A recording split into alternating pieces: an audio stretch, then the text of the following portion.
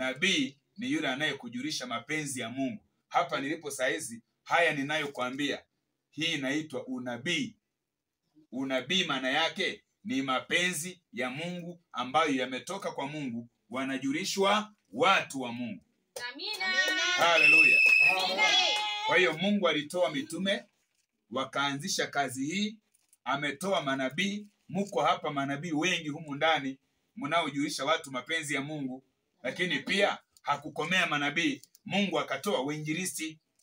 Wainjilisti ni watu gani? Ni wale watu ambao wanahubiri watu nje, wanawaleta ndani ya kanisa. Amina. Sema amen. Amen. Sema amen. Tunaweza, hatuwezi? Tunaweza. Na sio hao tu, Mungu akatoa wachungaji. Sio hao tu, Mungu akatoa walimu. Sasa hizo ni huduma 5 tu katika kitabu cha Waefeso. Lakini ukienda Warumi 12:6 hadi 8.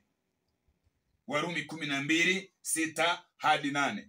Anasema na mwenye kufundisha katika kufundisha kwake, mwenye kuonya katika kuonya kwake, mwenye kukarimu aendelee kukarimu, mwenye kila mtu para ametaja huduma 7. Ametaja huduma 7. Naomba nizisome alafu nikupe somo la leo. Amen. Fungua kitabu cha Warumi 12 mstari ule wa 6 hadi wa 8. Hapa Waefeso ametoa huduma 5. Hapa kwa Warumi anatoa huduma 10 anatoa huduma 7. Jumla zinakuwa 10 na ngapi? 12. Warumi 12 mstari ule wa 6 hadi wa 8 anasema, basi kwa kuwa tuna karama zilizo mbalimbali kwa kadiri ya neema mliopewa, ikiwa unabii, tutoe unabii; kwa kadiri ya imani, hiyo ni 1; ikiwa huduma, tuwemo katika huduma; 2; mwenye kufundisha, katika kufundisha kwake; 3; mwenye kuonya; 4; katika kuonya kwake; mwenye kukirimu; 5; kwa moyo mweupe, huu ni ukarimu; mwenye kusimamia kwa bidii. Kusimamia kwa bidii, hiyo ndiyo huduma ya wazee wa kanisa na viongozi wote. Mchungaji anapotoka, ninyi ndiyo mnaosimamia kwa bidii. Kwa nini msimamie kwa bidii? Kwa sababu kiongozi ametoka. Nyie ndiyo mmeshika madaraka sasa makubwa. Nyie ndio wachungaji mpaka atakapokuja. Sema amen na Mungu awatie nguvu. Na mwisho anasema mwenye kurehemu. Kwa hiyo hapa anataja huduma 7. Mwenye kurehemu. Kurehemu ni kuonea huruma. Pengine kuna mtu amekukwaza, unashindwa kumtembelea, mhurumie. Amina. Naye alivamiwa akakukwaza, msamehe. Nenda umuone, nenda umtembelee, mwambie tuendelee kwa Bwana, mwambie twende nyumbani mwa Bwana. Hata kama mlikosana vipi, nenda mwambie nimetumwa nitengeneze, kwa sababu Biblia inasema huwezi kusema unampenda Mungu usiyemuona huku unamchukia ndugu yako unayemuona hivi. Utakuwa wewe ni muongo. Amina. Sema amen wewe. Amen. Sema amen wewe. Amen. Haleluya. Amen. Sika hivi. Kaa vizuri kwa jina la Bwana. Mnanielewa tu? Amina. Piga kelele, sema amen. Simama kwa zamu yako. Kila mtu ana zamu yake, na Mungu atakuuliza zamu yako ulifanya nini? Zamu yako ulifanya nini? Diana, zamu yako ulifanya nini? Penina, asante, naona unasimama kwa zamu yako. Amina. Simama kwa zamu yako. Simama kwa zamu yako. Ndio kitabu cha Habakuki 2 mstari wa 1 ndicho kinachotoa ujumbe wa simama kwa zamu yako mwenyewe. Utatoa hesabu wewe. Kama usiposimama kwa zamu yako, Mungu atakuuliza siku ya mwisho. Kumbuka kuna siku utaondoka duniani na utaenda kwa Mungu. Na ukienda kwa Mungu utajibu nini? Ulisimama ukafanya nini? Lazima usimame kwa zamu yako, ufanye kile Mungu anachokutaka ufanye, Amina. bila kujali mazingira magumu, bila kujali mapito unayopitia. Hayo yote tunaita ni mafuta. Amina. Hayo yote ni petroli yako kufanya utembee kwa ukamilifu. Huwezi kufanya kazi ya Mungu kwa raha. Lazima upite mahali pagumu. Haleluya! Kazi ya Mungu huwezi kuifanya kwa raha. Lazima upite. Watu wa Mungu walifungwa mpaka magerezani, lakini walifanyaje? Pamoja na kufungwa hawakuacha, waliendelea kusimama kwa zamu zao. Ndiyo maana leo Biblia tunayo. Hiki kitabu nilichokusomea, kitabu cha Waefeso na Warumi, Paulo ameviandika akiwa gerezani. Ameviandika yuko gerezani. Sasa angefika gerezani asisimame kwa zamu yake, tungepata hayo maandiko leo? Tungepata hayo maandiko na kuuliza? Amen. Amen. Anasema nalifurahi walipo twende nyumbani mwa Bwana. Twende. Hiyo ni familia. Huyo ni Daudi anaongea. Anasema nalifurahi yeye na familia yake. Kwa hiyo uthibitisho wa kwamba Mungu yuko katikati yetu ni mtu mmoja na mke wake, au mtu mmoja na mme wake na mtoto wake waamue kwenda nyumbani mwa Bwana kuomba. Bwana yuko pale. Kwa nini? Kwa sababu amesema mwenyewe, walipo wawili watatu wamekutanika kwa jina langu. Lile neno kwa jina langu maana yake wamekutanika ili waniabudu.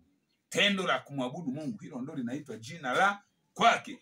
Amina. Amina. Sema amen, amen, amen. Haleluya, haleluya. Muda wangu umeisha, naomba niongee mambo matatu kwa summary. Naomba niongee mambo matatu yaliyonileta. Lakini Mungu akasema nenda Cuba.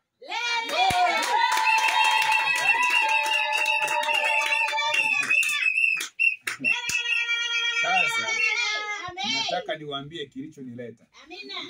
Niwaambie au niende nacho? Amina. Yeremia 26 mstari wa 2. Amina. Haleluya.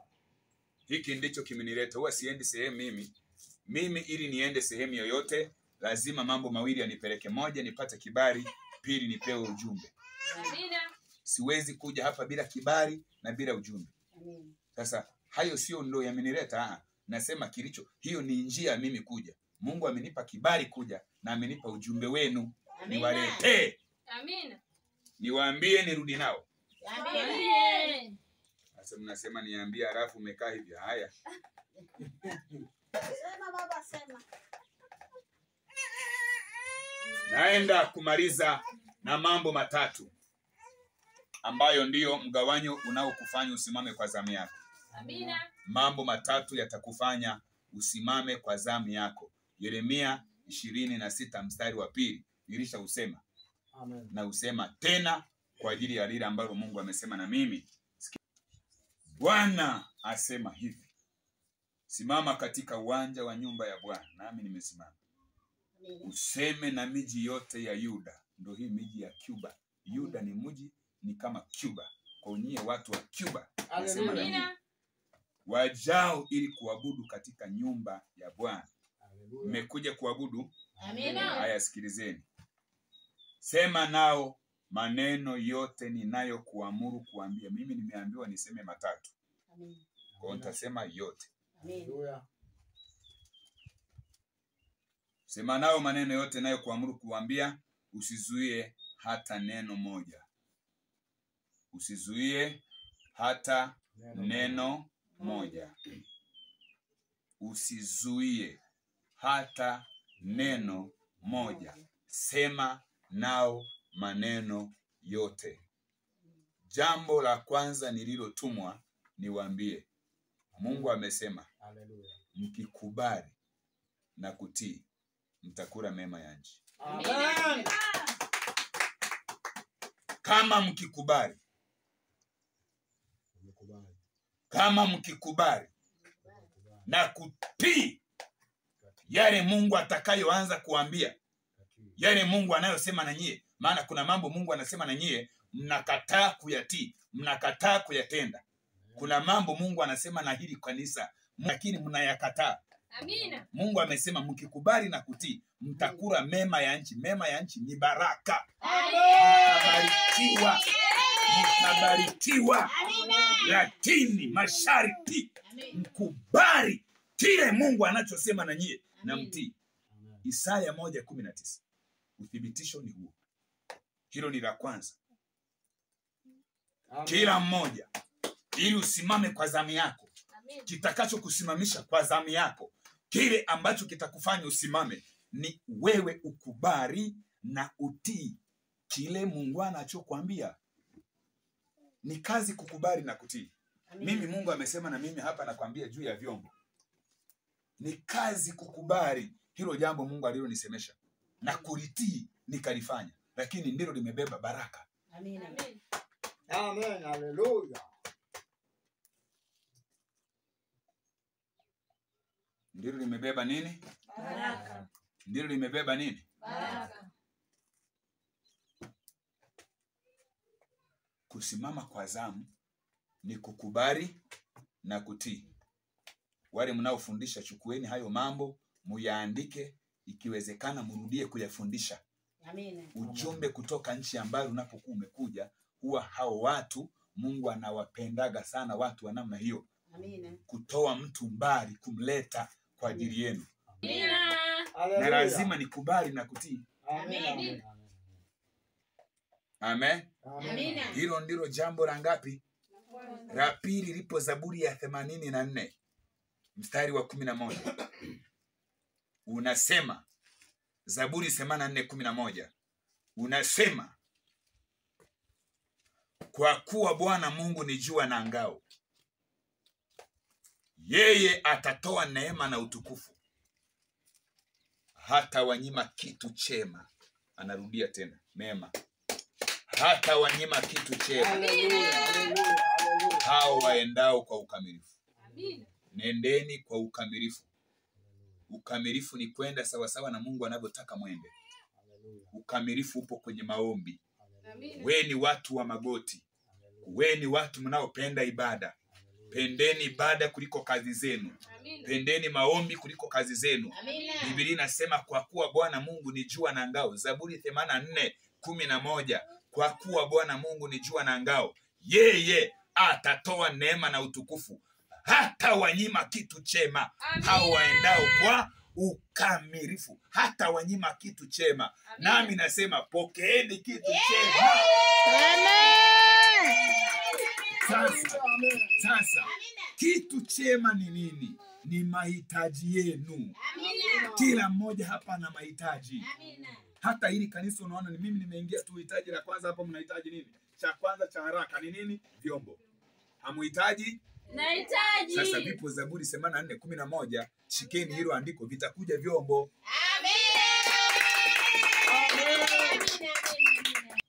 Kitu chema ni hitaji lako. Amina. Mungu anajua unachohitaji. Amina. Usihangaike sana. Biblia inasema usijisumbue. Yeye anajua, ndiye anayelisha ndege, ndiye anayewavika. Wewe lini ukajisumbuka ongeza hata nywele moja? Kuna siku umeongeza hata nywele moja ukasema hii nimefanya bidii, nywele yangu hiyo hapo kwenye kitu changu. Au sikio langu la tatu hilo hapo, ili kumuonyesha Mungu na mimi nina bidii. Au mguu wangu wa tatu hapo. Halafu naanza kutembelea miguu mitatu hapa, tunashangaa. Jambo la mwisho lipo Ayubu 41:11. Mambo haya matatu myashike. La kwanza Isaya 19:1-19, la pili Zaburi 84:11, la tatu na la mwisho lipo Ayubu 41:11. Anasema, ni nani aliyetangulia kunipa hata nimlipe? Kila kilicho chini ya mbingu nzima ni changu. Haleluya. Amina. Mungu anakuuliza, umempa nini akulipe? Maana yake anataka umpe nini? Usimame kwa zamu yako, utumike bila kuangalia magumu, bila kuangalia mapito, bila kuangalia mazingira, bila kuangalia chochote, bila kuangalia unadharauliwa, bila kuangalia huna nguo, bila kuangalia huna pakulala, huna chakula, huna chochote. Tangulia kwanza. Anasema tangulia kwanza. Ni nani aliyetangulia kunipa hata nimlipe? Mungu anataka uanze. Mungu haanzagi yeye. Amina.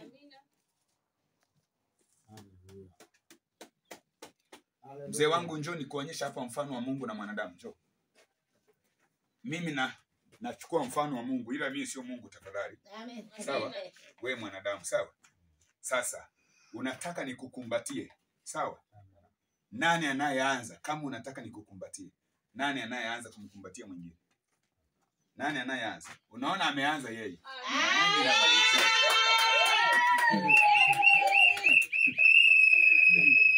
Unaona? Ndivyo Mungu huwa anafanya.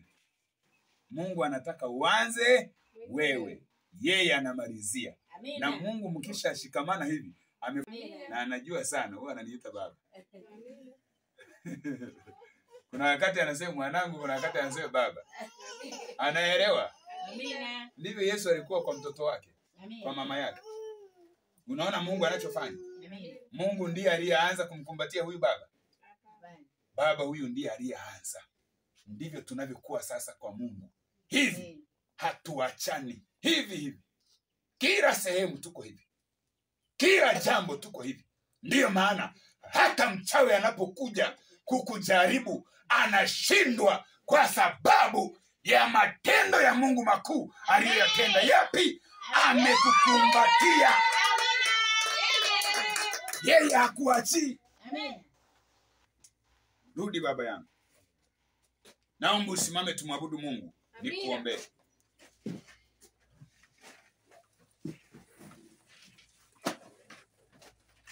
Kamera wangu nakushukuru. Mungu akubariki.